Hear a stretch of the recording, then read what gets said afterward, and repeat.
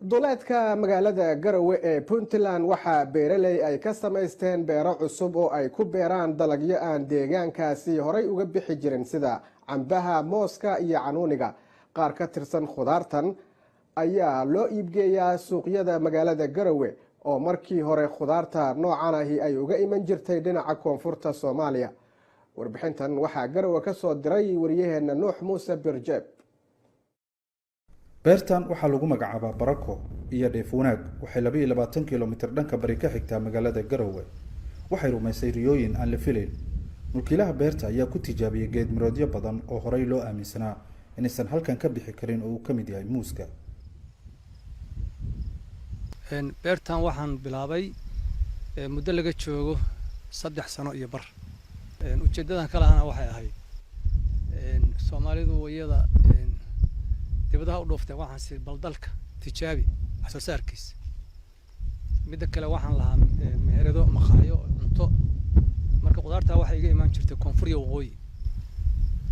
marka waxaan siri inta halka ka doon lahayd oo sugi lahayd oo lacag qaali laga siin lahaa baldalkaaga ayaa ka soo saaro marka saas ay u kaliftay. tijaabada Cabdullaahi waxay jawaabteeda noqotay wax kasta uu tijaabiyay dadkana aad u isticmaalaan inay soo baxeen sida uu sheegay VOA.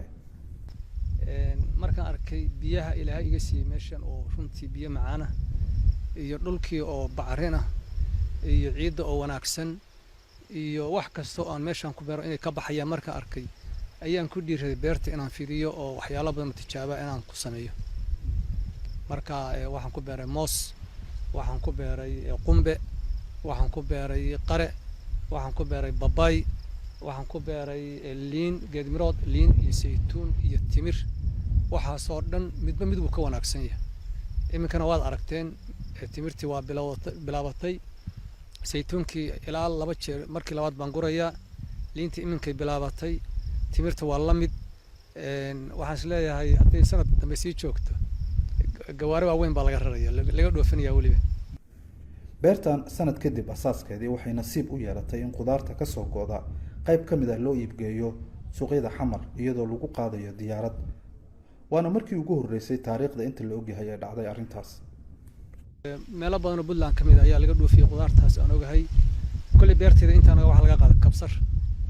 marka halka ilaa iyo 50 xirmo ama 100 xirmo maalba halkan laga qaadi jiray. dumar baa iga qaadi jiray galkacay baawur ku geyn jireen ka bacna waxay saari jireen diyaarad. marka bacdi waxa laga dejin jiray Muqdisho. waa xilligii wabiyadu go'een oo xamar bay ka kacday markaas. marka laakiin halka kan ceelashi aan waa qodna riigaha biyahooda isma dhimin Ilaahay mahadiis. halkan waa suuqa ugu weyn ee lagu iibiyo khudaarta magaalada Garowe.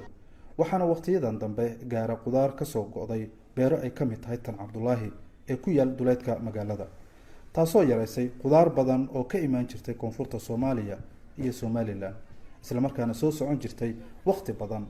waxayna ganacsatada dareemayaan isbedel ay ku faraxsan yihiin. hadda dhulkeena continuous markasta dhulkeena qiimo jama way sabta taraag ma soo galin ma soo burburin macnaha gaariga kharashka ma rabo beerta inta jirta laga soo qaaday halkan lagu keenaya.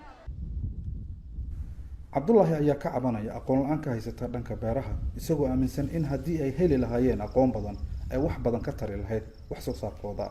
laakiin anaga dhibta wuxuu naga haystaa xagga aqoontii beeraha ma lihin.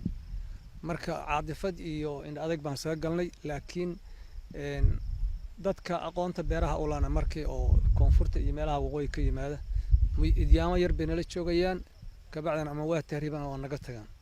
marka hadda waxaan ku khasbannahay annagu inaan beertii aan si naaro u galo annagu aanu maadaama aan hanti gelinay inaanu marka iminka jaamacadii beeraha inaanu galno oo bal aqoontii beeraha raadina iminka naga dhiman. hadda beertan u jeedo dhinacaan waxa igu beeran canuuni baa igu beeran ilaa 100 geed waan baan tijaabiyay waan arkay wuu baxaya. marka canuunigaas waxaan rabaa mooska lafsi inaan ballaariyo oo sii badiyo, qumbaha inaan sii badiyaan rabaa. anagu dalaga dhulkeena ka soo baxa waxaan u aragnaa inaanu iibino ku kalsoonahay waana ku qanacsanahay. dabcan waxaan jeclaan lahayn continuous dhulkeena inuu dalagu nooga soo baxo aan wax kasta ka helno baan jeclaan lahayn. samaysashada beeraha gaar ahaan khudaarta aad ayay u badanaysay muddooyinkan dambe xilli waliba ay aad u kordhayaan bulshada magaalooyinka waaweyn. Nuux Muuse Birjeeb, VOA, Garowe.